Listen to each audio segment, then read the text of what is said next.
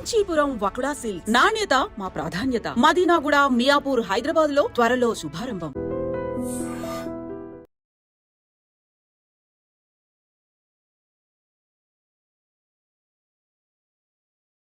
అలా మీకు బాగా గుర్తుండిపోయిన సంఘటన ఉందా అక్కడ అడవిలో?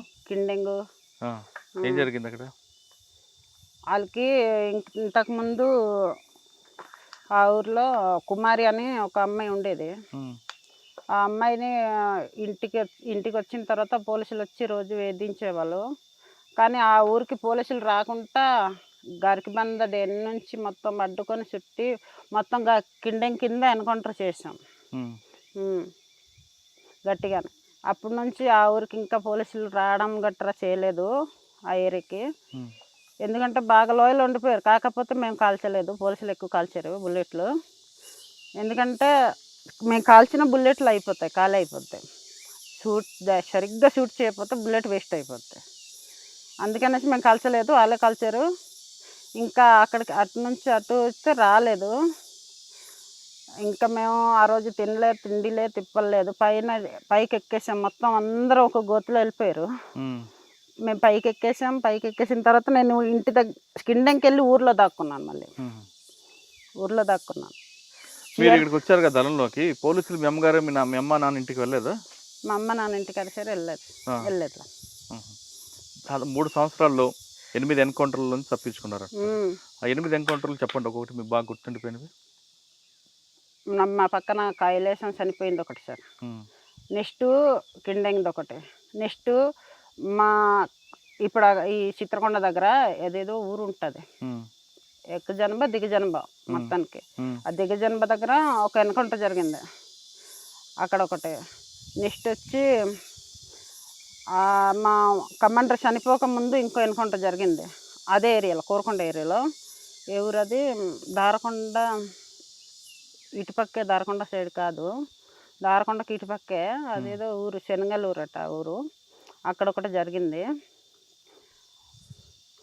అక్కడ నుంచి వచ్చి నెక్స్ట్ ఇటుపక్క గాల్కొండ సైడ్ ఉన్నాం, కానీ మాకు జరగలేదు, మా పక్క దళంకి జరిగింది. మేమైతే ఆ రోజు వేరే డెన్కి వెళ్ళిపోవడం జరిగింది, వేరే ఏరియాకి. మా కమాండర్ చనిపోయినప్పుడు అయితే నేను మా దళంలో లేదు ఆ రోజు. మీ కమాండర్ ఎలా చనిపోయారు? రమణ ఎత్తులో ఇలాగ ఎత్తు కొండ ఉంటుంది సార్, కొండ కిందన వచ్చి ఇలా ఓపెన్ ప్లేసే.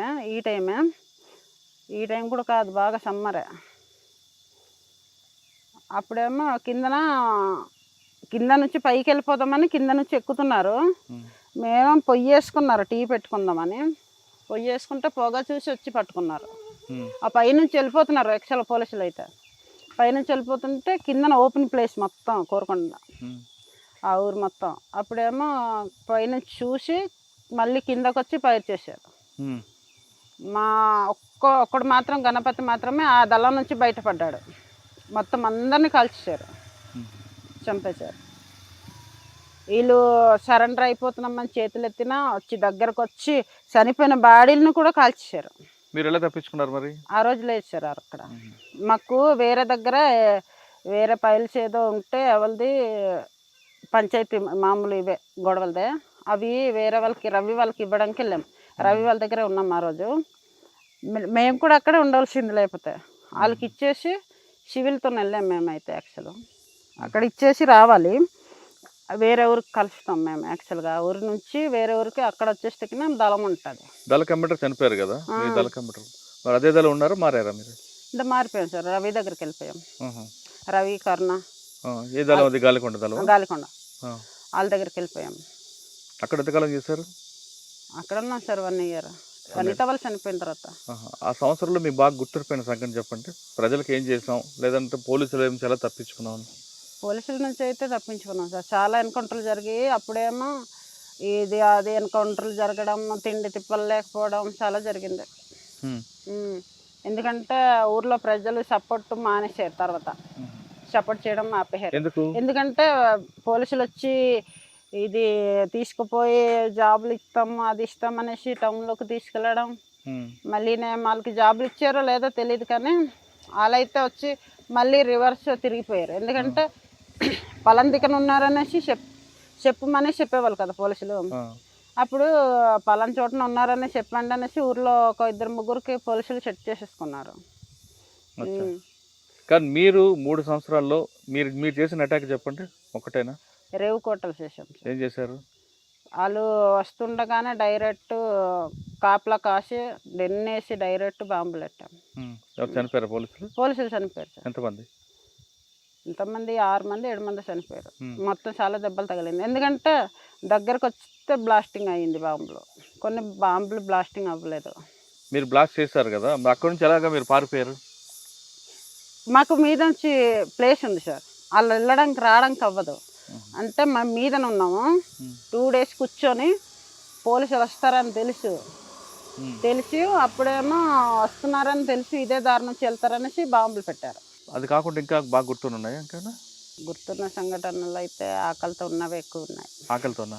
ఎలా అంటే కొన్ని టైంలో తర్వాత ఈ పోలీసులు తిరిగిపోవడం బట్టి కొన్ని ఊరిలోకి వెళ్ళకుండా ఉండడం బట్టి ఆకలితోనే అక్కడే అడవిలోనే ఉండడం. ఒక 2-3 ఊర్లో సెట్ చేసుకున్నారంటే ఇప్పుడైతే సిగ్నల్ లేదు, కానీ ఇప్పుడైతే సిగ్నల్ అయిపోయింది. అప్పుడు పోలీసులకి ఇన్ఫామ్ ఎలా చేసేవాళ్ళు పలానా దగ్గర ఉన్నారని చెప్పేసేవాళ్ళు. డైరెక్ట్ తీసుకొచ్చి చూపించే వాళ్ళు కూడా ఉన్నారు సార్. అక్కడ ఇంకో ఊర్లో ఉంటుంది వర్ష, అలా డైరెక్ట్ పోలీసులకు తీసుకొచ్చి చూపించారు. ఆ ఊళ్ళో కన్నా తోలుకొని వచ్చినట్టు సౌండ్ చేసుకొని వచ్చారు. ఆ రోజు నేనే సెంటరే. ఈ ఆవులు తోలుకొస్తున్నారు అనుకున్నాను. ఆవులే తోలుకొస్తున్నారు. నేను ఇలాంటి చెట్టు దగ్గర ఉన్నాను. అస్సలు పోలీసులు అయితే అస్సలు కనిపించలేదు. ఆవులు ఫస్ట్ వచ్చింది, మేకలు ఫస్ట్ వచ్చింది, మేకల తర్వాత ఆవులు వచ్చింది, ఆవుల తర్వాత వచ్చి వీళ్ళు వచ్చారు, పోలీసులు వచ్చారు. మరి మీ ఫైర్ ఓపెన్ చేయలేదు?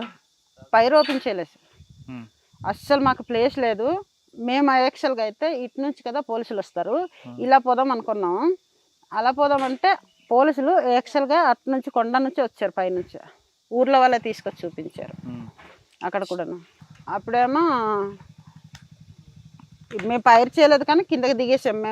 దిగేసాం కిందకి దిగేసి ఇంకా చాలా ఘోరంగా ఫైర్ చేశారు, కానీ ఎవ్వరికి ఏం కాలే. మరి ఎందుకు బయటకు వచ్చారు?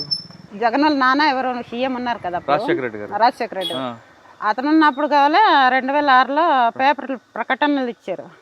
బయటకు వచ్చేయండి, జనజీవనంలో కలిసిపోండి, మేము జాబ్ ఇస్తాము, నెక్స్ట్ మీకు ఏమీ హాని కాకుండా చూసుకుంటాం అనేసి చెప్పారు. చెప్పిన తర్వాత వచ్చి బయటకు వచ్చాం. ఎవరి ద్వారా వచ్చారు బయటికి? ఎక్కడ కలిసారు? నేనైతే ఎవరి దొరకు రాలేదు సార్, సింగిల్గానే వచ్చాను. నాకు కాలు చేతులు వాసిపోయింది. వచ్చి డైరెక్ట్ ఒక 3 days కావాలో చింతపల్లి హాస్పిటల్కి చూపించుకున్నాం. చూపించుకొని రిటర్న్ వెళ్ళిపోదాం అనుకున్నాం. అప్పుడేమో పేపర్లో మొత్తం చూసి అందరు వచ్చేయమంటున్నారు కదా, జాబ్ ఇస్తామంటున్నారు, ఎందుకు వెళ్ళిపోతారు మళ్ళీ.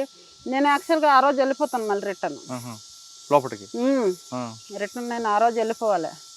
అప్పుడేమో హోమ్ గార్డ్ ఒక అతను ఉంటాడు, గిరి, అతను సపోర్ట్ చేశాడు నాకు.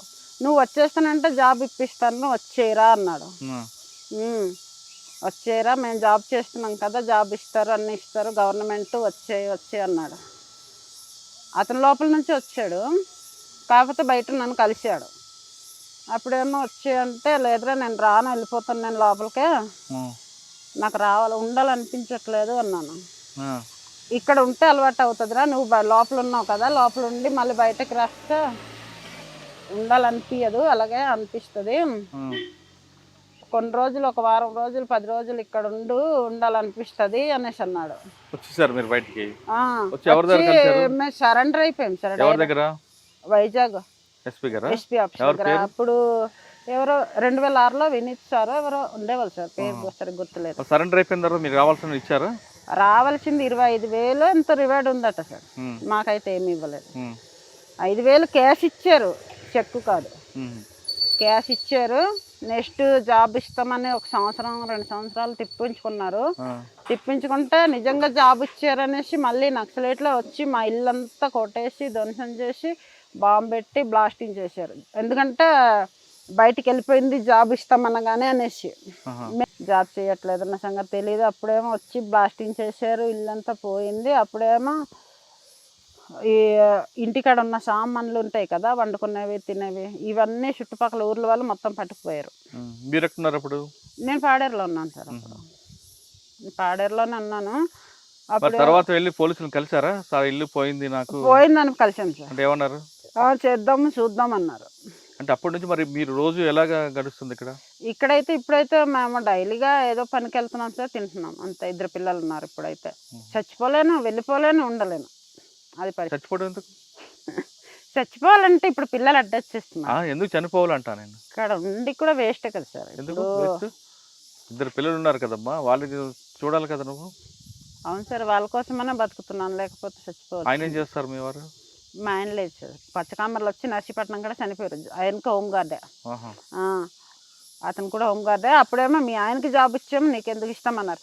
మా ఇద్దరు జమాలు వచ్చినప్పుడు ఇద్దరికి మా ఆయన జాబ్ మా ఆయనకే ఉంటుంది, నా జాబ్ నాకే ఉంటుంది. నేను ఎన్ని దిక్కులు తిరిగినా నాకు అనవసరం, వాళ్ళకి అనవసరం. అప్పుడు నా జాబ్ నాకు ఇవ్వాలి. ఒకసారి వెనక్కి వెళ్దామా.